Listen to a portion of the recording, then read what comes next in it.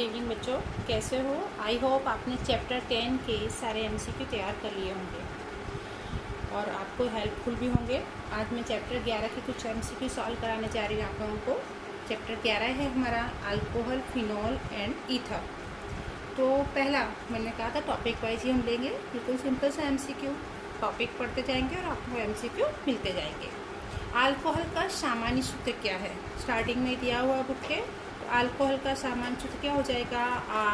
ROH। तो आपका आंसर क्या हो गया? ए।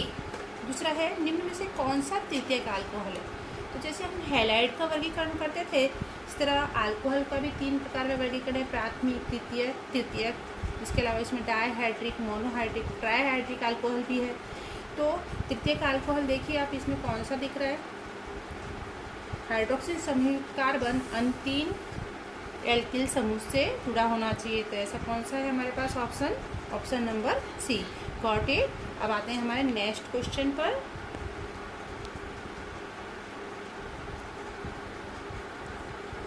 हमारा नेक्स्ट क्वेश्चन है निम्न में से कौन सा सममित ईथर है?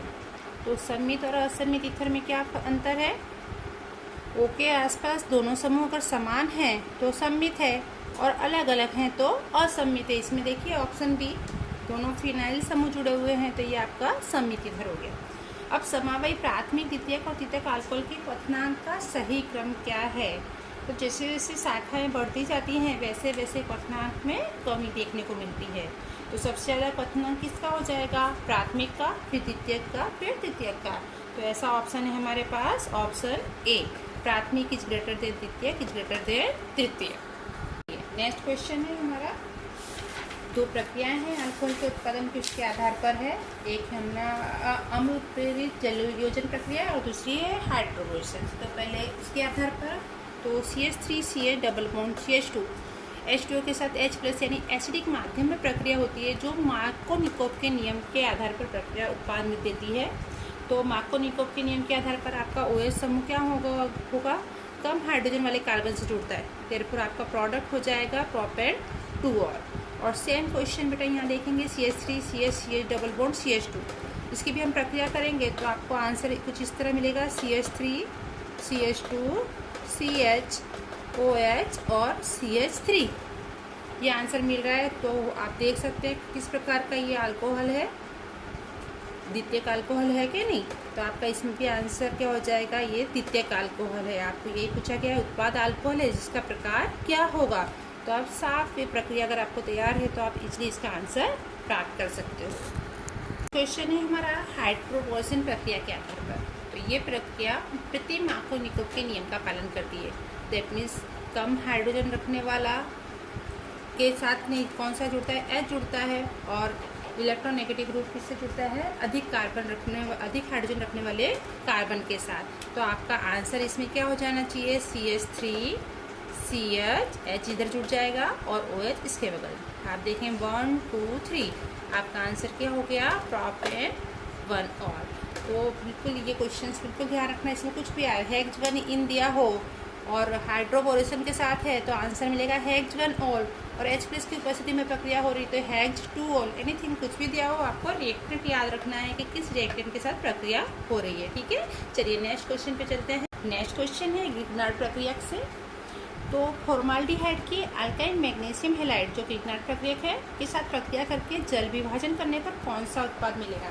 तो बेटा प्रक्रिया अगर ध्यान से पढ़ोगे तो फॉर्माल्डिहाइड का उपयोग करके अगर की जाती है तो प्राथमिक अल्कोहल, फॉर्माल्डिहाइड के अलावा अन्य किसी एल्डिहाइड का उपयोग करते हैं तो द्वितीयक अल्कोहल, और कीटोन का उपयोग करने पर आपको तृतीयक अल्कोहल मिलता है। ये वो प्रक्रिया में आपको याद रखना है फॉर MCQs। तो आप देख रहे हैं फॉर्माल्डिहाइड है तो आपको इजली आंसर मिल जाएगा प्राथमिक अल्कोहल। उसी पर से मैंने अभी हाल बताया उसी तरह का आंसर है ये। निम्न में से किसका उपयोग करके गिग्नार्ड प्रक्रिया द्वारा अल्कोहल बनाया जा सकता है? तो अभी हाल मैंने बताया था एल्डिहाइड और कीटोन के साथ होती है गिग्नार्ड प्रक्रिया। तो इन तीनों से तो हो नहीं रही है, कीटोन है आपके पास चौथा ऑप्शन।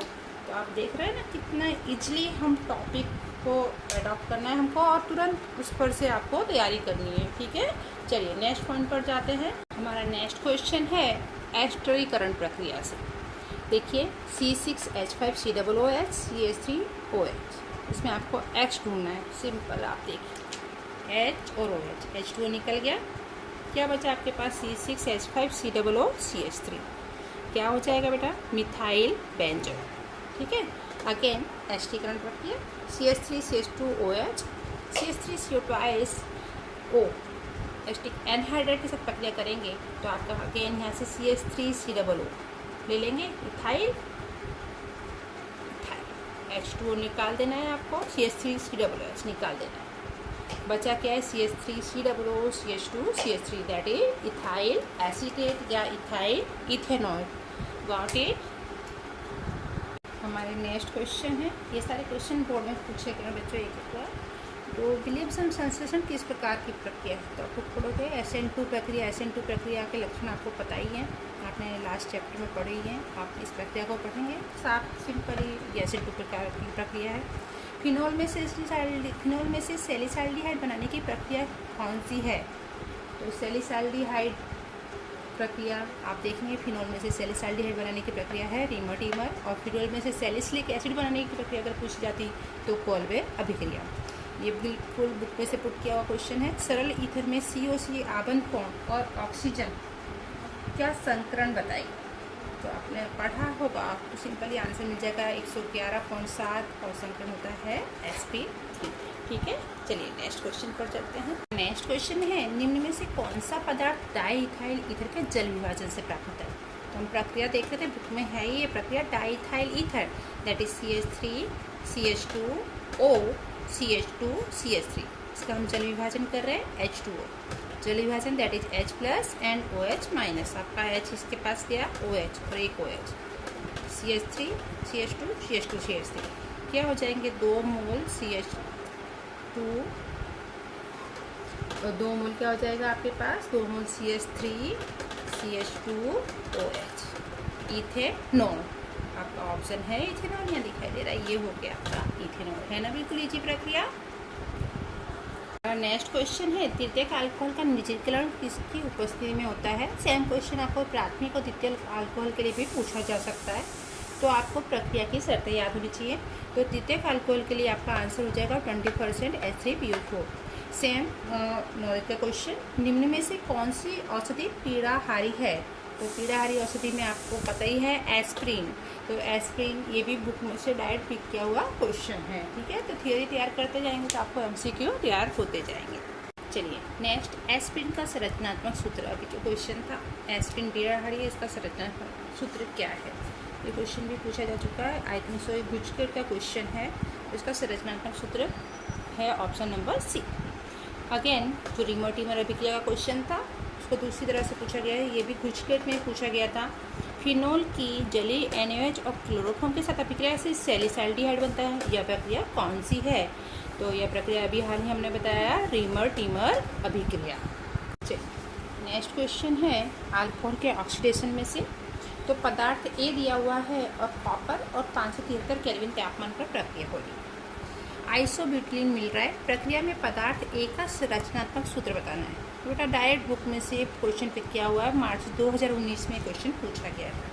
तो तृतीयक अल्कोहल से जब हम प्रक्रिया करेंगे तभी आइसोब्यूटिलीन प्राप्त होता है। तो यहाँ पर ये तो हुआ प्राथमिक, द्वितीय, ये भी आपका प्राथमिक अल्कोहल है, ये आपका तृतीयक अल्कोहल है। कॉपर के साथ इस तरह प्रक्रिया हो रही है, यहाँ से आपका H और यहाँ से OH रिमूव होता है, यानी पानी का अणु दूर होता है और आपको आइसोब्यूटिलीन प्राप्त होता है। तो आई थिंक होप ये वीडियो आपको हेल्पफुल रहेगा, बहुत अच्छे से तैयारी करना।